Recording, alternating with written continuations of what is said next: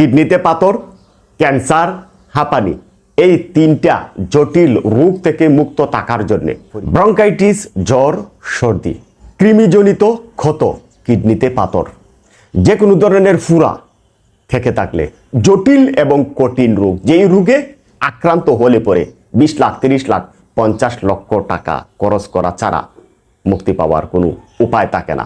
দুধিয়া এর সম্পূর্ণ অংশটি একত্রিত করে কিভাবে ব্যবহার করলে দুধিয়া এই বিরুৎ জাতীয় উদ্ভিদটি যেখানেই দেখতে পাওয়া যায় তাকে সংরক্ষিত করবেন, এই জন্যে স্বর্ণের চাইতে বেশি মূল্য দিয়ে।